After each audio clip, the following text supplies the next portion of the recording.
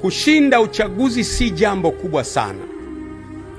Kuitawala nchi ambayo imemeguka kwa sababu ya makovu ya uchaguzi ndiyo jambo kubwa zaidi. I say again. Kushinda uchaguzi ni jambo jepesi. It is easy. Ni jambo gumu jepesi.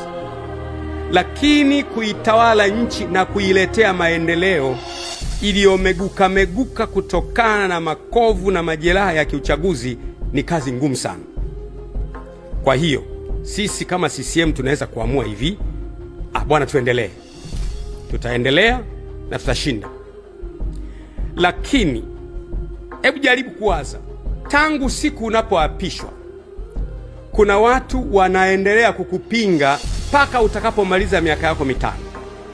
Naomba ujiulize hivyo. Yaani kuna watu hawakuingia kwenye uchaguzi, hawakushiriki uchaguzi, hawakutambui pengine, nasema hivyo, natoa mfano, hawakutambui pengine. Sasa wanaanza kukupinga tangu siku unapoapishwa mpaka siku utakapotoka miaka 5. Maendeleo yenyewe utayaletaje? Utapata crisis na international community, na ndani ya nchi utapata matatizo. Tutashindwa kwenda kwa kasi kwa maendeleo yetu kama tunavyotakiwa, na itakuwa si vizuri.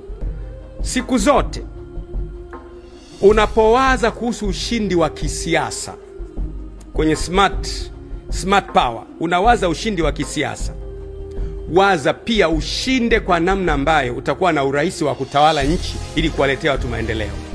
Usiwaze kushinda tu, alafu baada ya kushinda hauwazi kuhusu nchi itakuwaje, watu watakuwa wamegawanyika. Polisi hawa, vyombo vya dola hivi, nataka kuambia vyombo vya dola tena. Tukiingia kwenye uchaguzi tukafanya wakati wengine hawamo, ninyi tena vyombo vya dola tena mtapata kazi tena. Sio sisi wanasiasa. Mtapata kazi kukimbizana na watu. Leo wameandamana huku umewapiga, kesho wameandamana umewapiga, mtakuwa hamlali tena. Sasa kwa nini vyombo vya dola viache kulala? Kwa nini vyombo vya dola viwe na kazi ya miaka 5 ya kukimbizana na watu ambao hawakuingia kwenye uchaguzi kwa sababu ya reform chache ambazo tungezifanya?